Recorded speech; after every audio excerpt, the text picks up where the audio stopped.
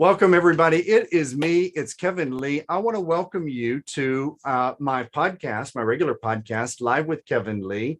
And this is a show that interviews and brings forward individuals, leaders, change agents, people who are making a difference in the world, people who are choosing to shine bright, people who are willing to step into difficult situations or talk about difficult situations that may not be popular in society or in the news, but are willing to stand there as a bridge of types to bring people together. And I think the reason why these words are inspired today is because of a very good friend of mine who has joined us today and also a mentor of mine. And this is Annabel Quintero. And I'd like to just share a little bit of information with you about her. She is a cultural wellness coach. She's also a best-selling author of a book called Step, Step, Jump, which is actually kind of brilliant. I love that title. And also she is a DEI strategist. I'm curious what that really means on a deeper level. So we're probably going to dig into that. And her book, I'll tell you this, I know that her book is a story of hope, and it's really dedicated to helping other people transform their lives, transform the traumas into triumph. That is the purpose behind that book. And I think that's a beautiful concept. She also is a survivor of September 11th.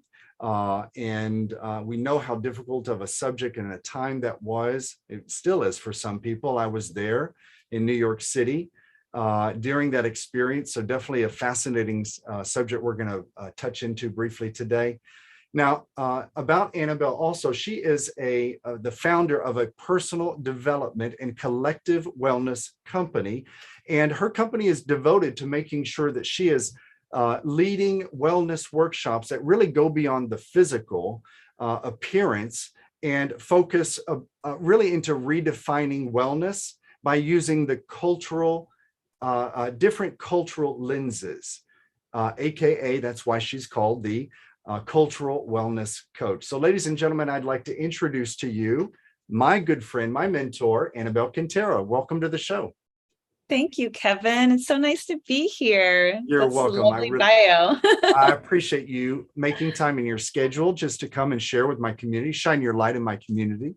And I'm interested because there's so many juicy talking points in the sharing that I just gave, but would you kind of just open up and just share a little bit about yourself and why you do the work you do? Sure, absolutely. So, yeah, where do I start? Do I start with my parents? Do I start with my ancestors? I'll just share that I identify as an Afro-Indigenous Latina, and just learning about my history, learning dance. I grew up with dance, with salsa, with rumba, also with breakdancing and hip hop. And just in so many ways, me learning about my own culture, really, there was always mysterious parts of my culture. And so I always sought it out. And that's what kind of brought me to what you asked, DEI. What is DEI? So that's a diversity, equity, and inclusion strategist. So basically someone who helps leaders, organizations, it could be corporations, really help them through this process of this cultural transformation that they find themselves in, whether it's them acknowledging the changes that they want to make. Sometimes it's at a choice, and sometimes it's through crisis, right?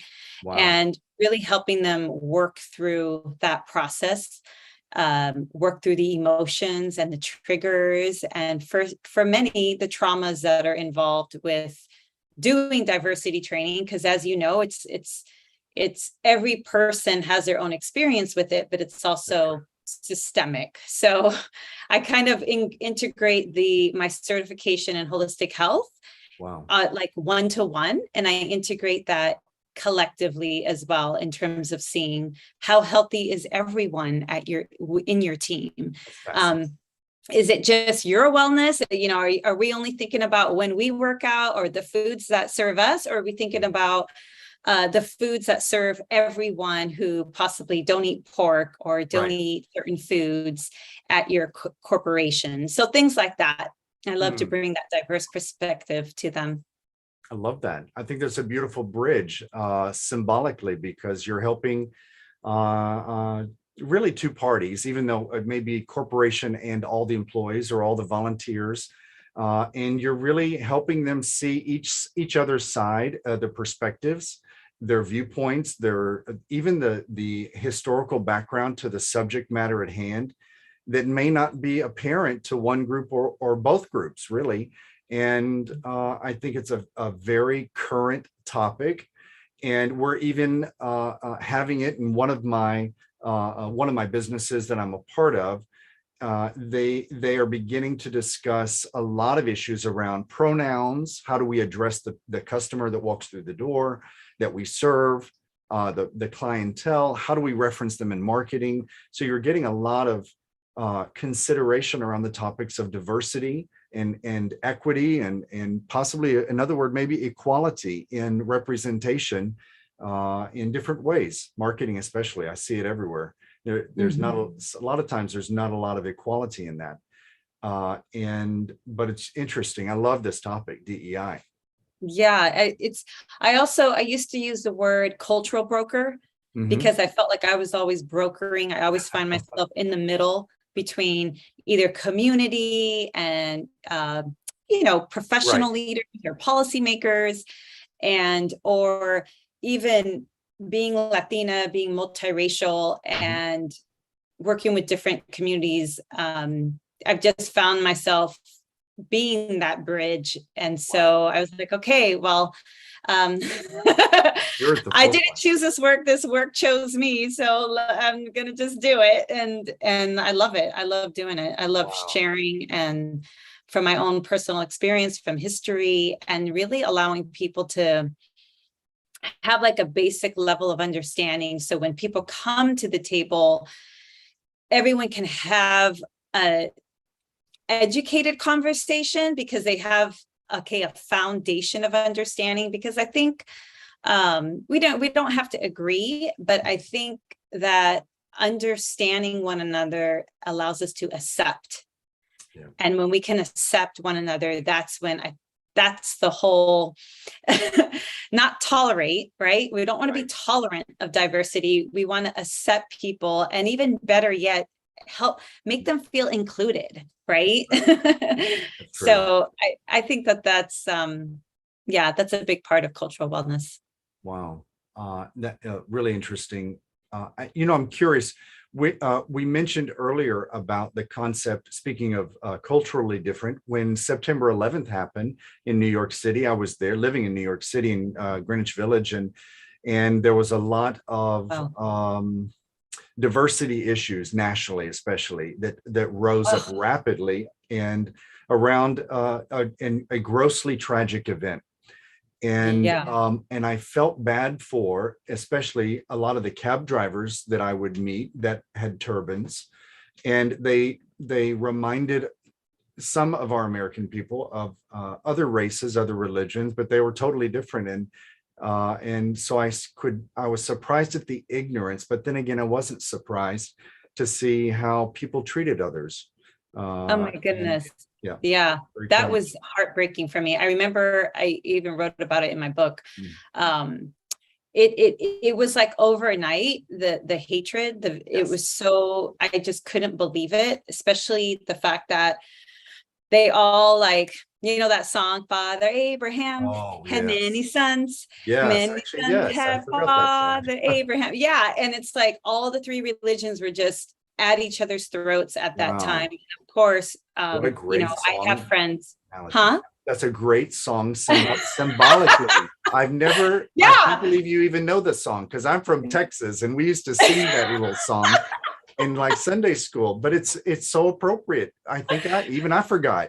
So we have to be reminded, right? Like, how could one man who birthed three religions, and the three religions were at each other's, it was just no one, they weren't one, they were separated. And that was one thing that I remember about the 11th was when I was finally uptown it took me all day to get up Manhattan. Thank God I got into a cab, and I walked into this church in Inwood, and it was called the Good Shepherd Church. And I remember standing there just like, I'm here. I'm like, thank God, I was like, wow, I'm just, my breath, my tears, just the fact that I existed. Wow.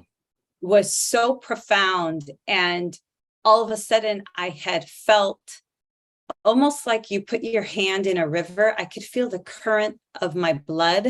Wow. In my body.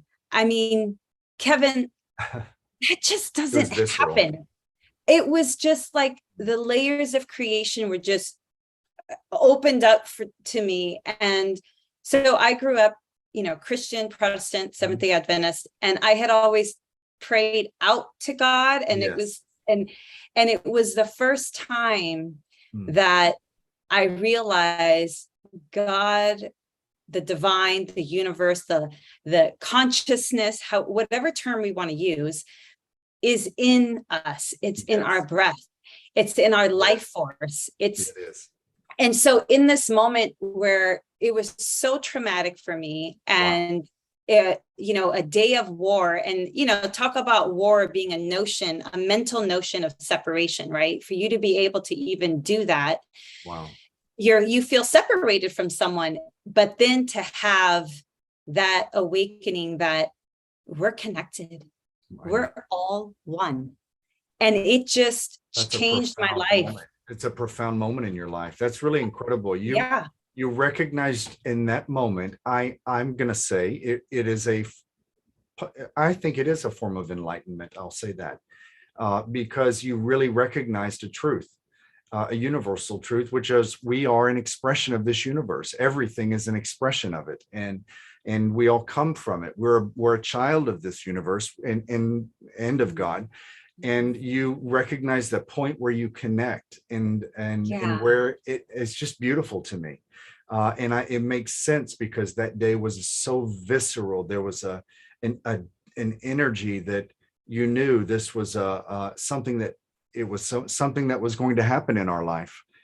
It just felt like it was written in stone in some etheric way, and it was so unique. And it wasn't pleasant, but we worked through it. And I saw strangers, which I had rarely seen in New York, running to help other strangers. And people literally running in front of cars to stop the cars so that the people could just go where they needed to go. And I was shocked to see kindness because I didn't really see a lot of it in New York City. They made fun of me because I was too nice. And I was like, wow, people are being civil and helping. And I saw more help in the preceding months after that event.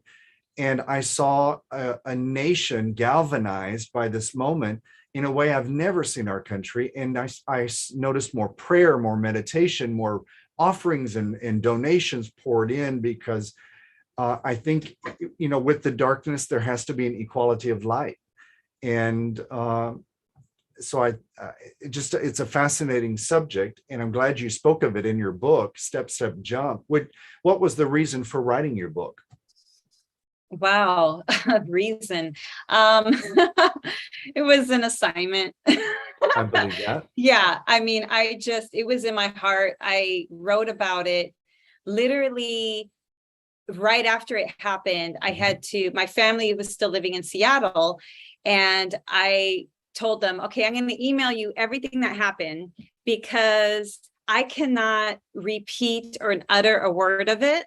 So when you call me, let's just talk about what's happening day to day, but please do not ask me what happened. So I emailed my family, and that was my first entry. And then I've been journaling my whole life. So I definitely, I've been journaling. So finally,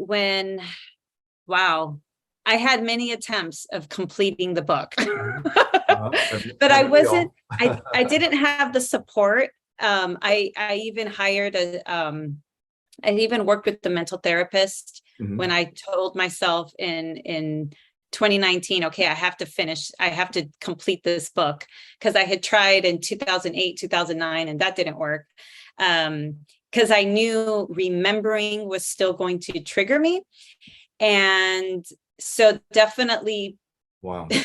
being a student of Lisa Nichols, Mhm. being an Ignite student, sharing my story with the world on her stage, that was like, okay, this is it, Annabel, this is your life. Wow. Now you're going to be speaking, you're going to be an author, like you've had this dream for so long. And so I just dedicated myself to that. And then the pandemic happened and found myself, I'm a single mom of two. And then I found all the things that I had learned of working through September 11th, the PTSD, the misusing my imagination and worrying. I was able to help my daughters. And I realized more people will understand trauma because of this great pause, because of the pandemic, because now everyone has had to face their mortality, and they can understand what it means to do a normal act of life and question whether you're going to make it home, question whether you're going to get sick or not, there was no sense of, everyone has like this false sense of security. And I felt like now people understand, you got to enjoy the moment because you don't know if you're going to get sick. A lot of people were grieving. And so, yes, I finally felt that people could understand what it means to live through trauma and move through it by simply enjoying the moment. And so that was my hope in writing the book, was that people could take all these hard, challenging, painful, life-altering moments and take them and see them. Okay, this is your wisdom now. You have this now. You've lived through it. You can make it through anything, and to move forward in that and have that inform their dreams. Like, don't waste time. You're not promised tomorrow. Like, do the things that you really want to do. And so, yeah, that really is what beautiful. Was my catalyst. It sounds very empowering because you're referencing take responsibility for your life. We don't know. We're to live in the moment. Tomorrow's never promised. And at any moment, even in my background, being a nurse for 30 years, I've seen people walk in a room and then they don't walk out of a room. And they were just talking to you a moment ago. And they made their transition just after meeting you or something like that. Life is so precious. So I think it sounds like what you've accomplished is you put together like a tool. I call it a toolkit, but books are full of they're full of stories and they're full of lessons, and they're also there's examples of how to apply them in your life. And I think the concept of the book is needed for so many people, because in the last 20 years, we've had so many challenging, traumatic issues in our nation and our world. And I think people because we're so internet and socially connected, I think it's too much stimulation and people are not spending enough time with themselves. And they're not, what is the word? They are not, I just feel like their energy is just too scattered, whatever the opposite of that. They're not keeping it central to them. Does that make sense? I don't know the word. Oh, absolutely. It's that distracted energy, right? Yes. And all that. One thing that you said that was really profound is the fact that people have been so busy, and energetically think about that. It's jarring to take in all this information. It's jarring to even stay focused, right? And so if you're not grounding yourself, if you're not making sure that that you are starting your day out with intentions, or if you don't have a practice of self-reflection, then your consciousness is always going to be consumed by whatever is infiltrating. Yes. It could be social media, it could be TV, it could be music. And so definitely, I mean, that's one of the reasons why I became a certified holistic health coach, was because after the 11th, especially with PTSD and everything I had my journey, I had to figure out, how am I going to choose how I want to respond versus just reacting? Yes. Because I was just reacting, and it was natural. I mean, I survived war. Of course, I'm going to just react, right? But society didn't understand that. And especially at that time, they didn't really know what trauma or PTSD was. And so, me learning to ground my senses, aromatherapy, me also learning that it's not just your mind and meditating and watching your mind, but you also need to heal your body. You also need to move and let this stuck energy and this dense, trauma leave, and give it room to leave your body. And so there's a lot that I felt the 11th, when I had that moment of separation, like that trauma, and then I had this moment of connection and oneness. The connection and oneness was very based in energy. And so we don't think of ourselds as energy. And so we do get sick. If you think about it, we get sick first energetically. When our spirit is at dis-ease, that I love that word. Yes, I know. I love that word. It really is true. It's a beautiful description of what it is. We're either, if we're not in a state of balance and harmony, then we're in ease is a state of that, then we're in dis-ease, we're in disbalance, diswholeness. Yeah. And so to your point, having all that, all that information, all the news, and it's bad news, right? It's not even good news, right? And so shocking news. Yeah. And so, yeah, definitely. I mean, us centering our wellness and grounding ourselves is a practice, and we have to practice it every day. I love that. And then now, in speaking about wholeness and wellness and these things, I know that you're also going to be one of the special speakers at a retreat in Mexico. Would you mind sharing with our viewers a little bit about that and what you might be doing? Like, tell them about that. Absolutely. The Exhale retreat for all these gladiator women, these powerful women that really just, it's hard to take a break. It's hard to rest, right? And I'm looking forward for them coming to Isla de Mujeres. We'll be down the Yucatan Peninsula, which has beautiful energy. And yes, I will be a speaker, but I get to be a facilitator. I'm going to be doing somatic movement. So I'm excited because I used to, as you know, dance. I was a bee girl and a salsera. And so what is a bee girl for my community? Oh, it's a break dancer. There you go. Yeah, from the 80s. I love it. Me. Right. Downtown Julie Brown. Is that era?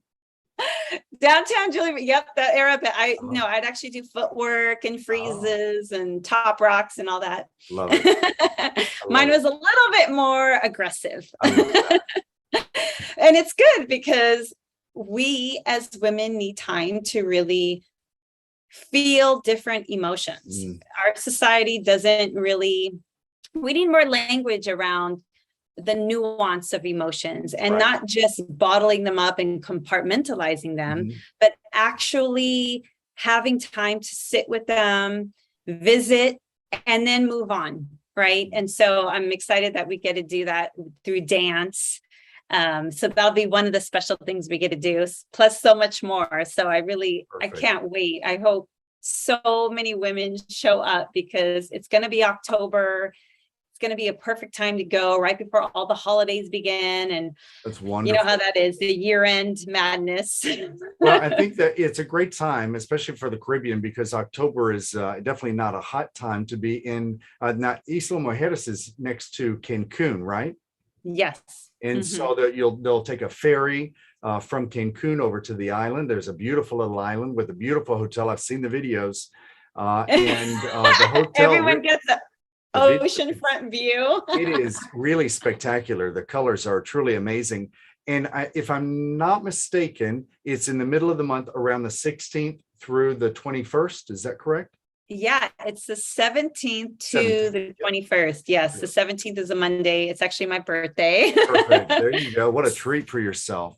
Yeah, Perfect. absolutely. Well, and also from what I remember, the at the Excel retreat, this is a women's only or women focused group. They can bring a partner with them to be a Yes. part of the experience if they so choose. Yeah. And it's all inclusive, right?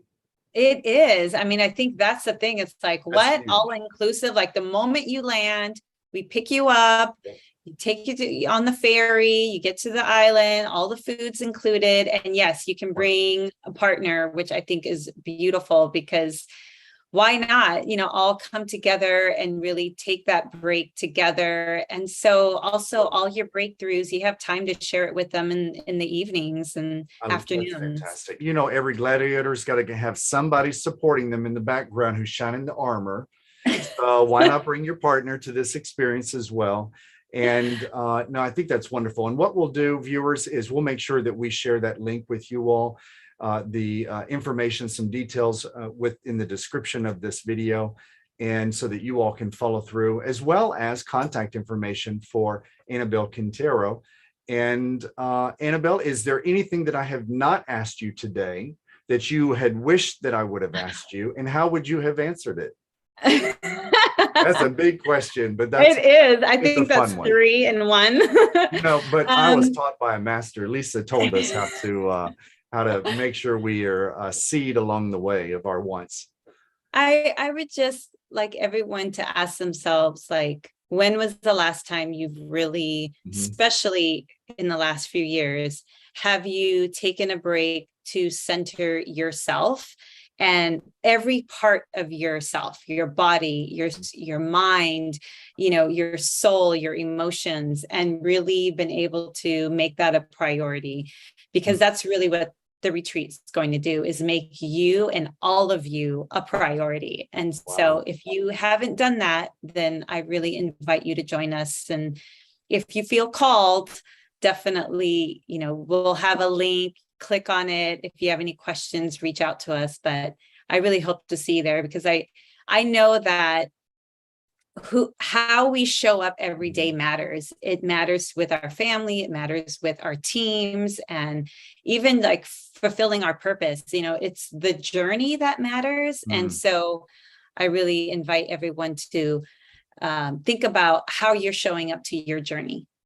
And wow. the Exhale retreat will allow you to just be proud of who you show up as. That's really incredible. You know, it's a time, this retreat is really what it sounds like. It's a time for the gladiators to take the cape off, to begin Yes. to work on themselves, right? And to bless themselves, because gladiators were known to be defenders. So they were busy supporting everybody else, protecting everybody else, right? And Yes. it's time for the gladiators to begin serving themselves first. And that's what I always love to tell my students and my clients is let's bless ourselves first today, because if we can begin that process pouring some gratitude, affirming the greatness that I am because I'm an expression of the universe, or I deserve to follow my dreams, as crazy as they may be. I deserve to, because we have unique souls and we have free will, and life on earth, there's a reason we exist, and that may be to interact and support others as a cultural wellness coach, just as you're doing, maybe as a best-selling author, just like you're doing with Step Step Jump. And it could also be as a facilitator of wellness and transformation in a retreat in Mexico, in Isla Mujeres, if I said it correctly. And I tell you, Annabel Quintero is taking care of business and taking care of you, her clients. And I know she will take good care of you as well if you step in and visit her garden. So I will make sure that her contact information is made available to you all, because I thought she was important enough to bring and share with you all. And I would love for you all to continue that journey. Check her out and see what she's doing. And let her know you're from my tribe from time to time when you pop in, and she'll appreciate that. So, ladies and gentlemen, and Annabel as well, I want to thank you all for just being here today. Your time, your energy, your light, your truth, your experiences, and it matters. Just everyone, just go out there and shine your light. Keep shining your beautiful light, as I like to say. And until the next podcast, I will see you soon. Go be awesome, you guys. Thank you.